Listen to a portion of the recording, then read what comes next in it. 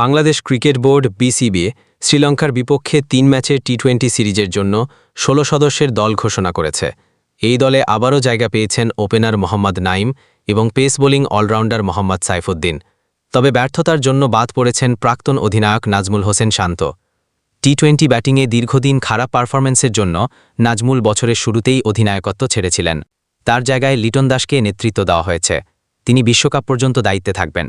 নাজমুল হোসেন তার শেষ ১৯ ইনিংসে কোনো 50 করতে পারেননি এবং এবার দল থেকে বাদ পড়েছেন। এছাড়াও দলে রাখা হয়নি সৌম্য সরকার, তানবীর ইসলাম এবং হাসান মাহমুদকে। তাদের জায়গায় সুযোগ পেয়েছেন নাইম এবং সাইফুদ্দিন। সাথে চোট কাটিয়ে ফেরা মুস্তাফিজুর রহমান এবং তাসকিন আহমেদও ফিরেছেন দলে। তবে তাসকিন সব ম্যাচে খেলবেন না। স্পিন আক্রমণে থাকবেন নাসুম আহমেদ এবং পেসার শরীফুল ইসলাম।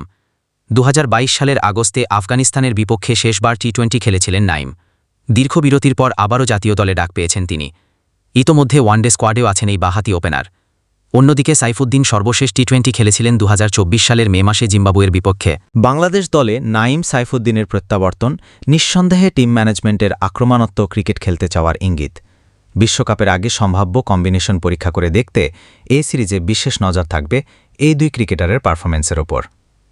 শ্রীলঙ্কার বিপক্ষে প্রথম টি-20 ম্যাচ মাঠে গড়াবে আগামী সপ্তাহে। এর আগে লিটন দাসের নেতৃত্বে নতুন করে সাজানো এই দল কতটা কার্যকর হতে পারে তা নিয়ে ক্রিকেটপ্রেমীদের আগ্রহের কমতি নেই।